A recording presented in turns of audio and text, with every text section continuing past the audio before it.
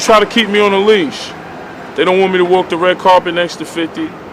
They don't want me to do certain things, Violator and Interscope and certain functions I'm not invited to. Because they know I'm a gangster.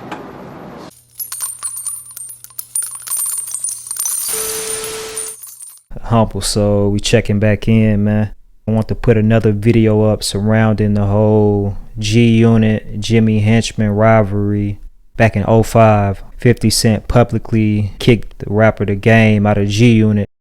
So where does he stand as far as G-Unit is concerned right now? Across the street or around the corner. He's not in my camp. It was an altercation at Hot 97, an actual shooting that took place outside of the radio station, you know. And you know, The Game at the time was being managed by Jimmy Henchman, who already had issues with the manager of 50 Cent and G-Unit, which was Chris Lighty, who was over Violator, you know. And Jimmy Henchman, he had his own company called Czar Entertainment. So the Hot 97 shooting, that was one situation. Fast forward to December of 06, it was a situation at the Apollo Theater where Tony Yayo ended up running into Jimmy Henchman and his people. Pretty much, you know, Yayo ended up getting a little hostile with Jimmy Henchman, raising his voice and questioning him about The Game dissing 50 Cent and dissing G-Unit, you know, which led to, you know, a situation where Maserati Fox, who was a member of G-Unit's entourage at the time, as well as a rapper,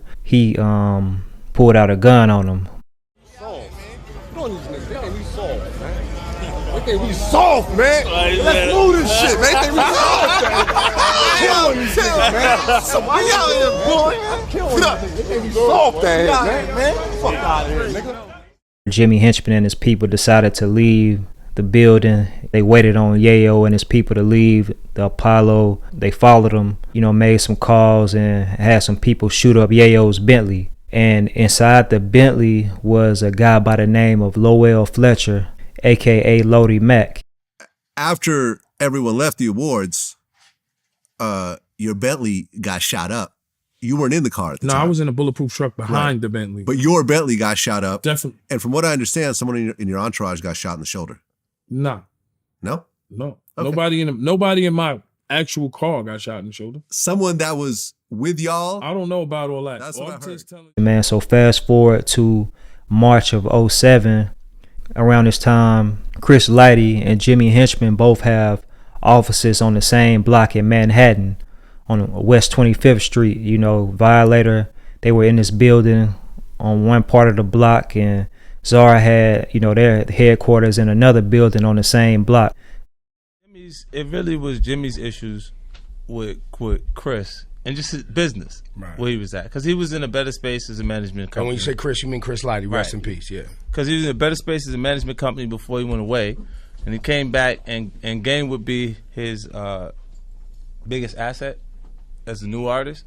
So he didn't want it to be another part of 50 Cent's organ. So he was trying to divide from the rip anyway. But it's better, like, look, you got your own coast over here. You over here. Things really took a left turn in March of 07 when Jimmy Henchman's son was assaulted. Tony Yayo, Lodi Mack, and a couple of other people were at Violator. They were outside of the building when they saw Jimmy Henchman's son walking up the block, and he was wearing a Czar Entertainment shirt. You know, around this time, obviously, Yayo's Bentley has been shot up. The situation at the Apollo, the situation outside Hot 97. You know, Jimmy Henchman's son, he was 14 at the time.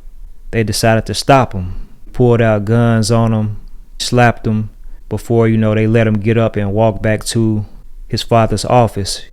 Obviously, as a father, this made Jimmy Henchman extremely angry, and he was ready to retaliate.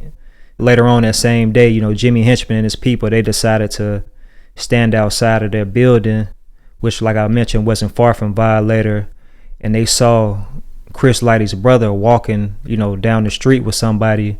One of the dudes decided to, you know, take a razor, walk up behind Chris Lighty's brother, and slice him in the back of the head. And I started walking behind Chris Lighty's brother and took a swing at him with the razor, and it hit him in the head and broke on his head. His friend this guy he was with pulled out a knife, and they both started coming at me. They were just watching, and I started to back up and just left. Jimmy Henchman, he wasn't satisfied with just Chris Lighty's brother being sliced. He wanted revenge against Tony Yayo and Lodi Mack. But Lodi Mack and Tony Yayo, they ended up being arrested and charged for the incident where Jimmy Henchman's son was slapped.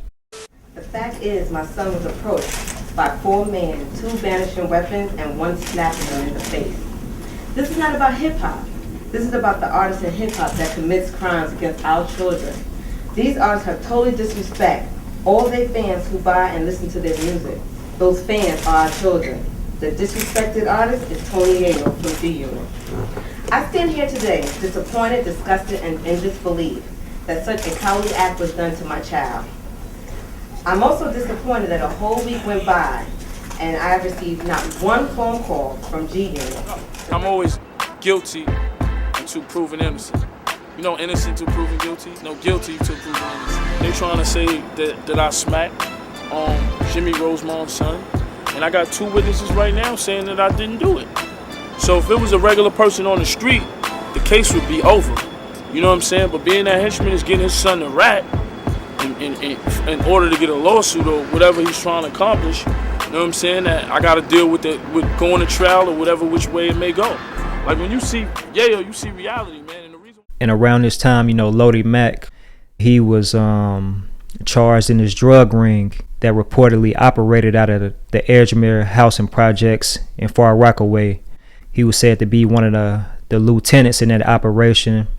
They were responsible for pushing a lot of weight, not just in Queens, but in different boroughs throughout New York City, and making more than $15K a week. Lodi Mack, he ended up being arrested in July of 2007. This is a few months after the situation with Jimmy Henchman's son. He was caught with drugs on him. He ended up being charged for that. But yeah, Yayo and Lodi Mack, they both ended up pleading guilty in the case against Jimmy Henchman's son. Yayo in particular, in early 2008, he pled guilty to harassment, and Lodi Mack, he pled guilty to endangering the welfare of a child and assault. Lodi Mack, he ended up getting 9 months in jail, and he also, had to serve time for the drug-related charge that he had. Tony Yayo, he only got like 10 days of community service. In these cases, like I kind of identified why he was so angry with his kid, with the little boy. You know what I'm saying? His boy got slapped in the face. Mm-hmm. It's like that. But Yayo never slapped that boy. Mm-hmm. That was Mack that slapped him. You know what I'm saying? And it's because the car got hit. Like when Bentley got hit at the mixtape award, like I had bought Yayo a Bentley, and the car got shot up. I remember that altercation. Mm-hmm. Now look, they parked the car in the garage, right? And I'm like, let me see what happens. So I come over there, I said, let me see the car. I want to see the holes in the car. And I look and I go, oh, nah, he just couldn't shoot. He was trying to make a move because it was right here, like it was like at your head level, but it just hit the center part. Just another video, man, highlighting the history behind G-Unit, man, and Jimmy Henchman, how serious the beef got. Stay tuned. If you're not already subscribed to the channel, hit the button ASAP. If you enjoyed the video, man, hit the like button, and all of that is greatly appreciated. Until next time, I'ma holler at y'all, man. 100.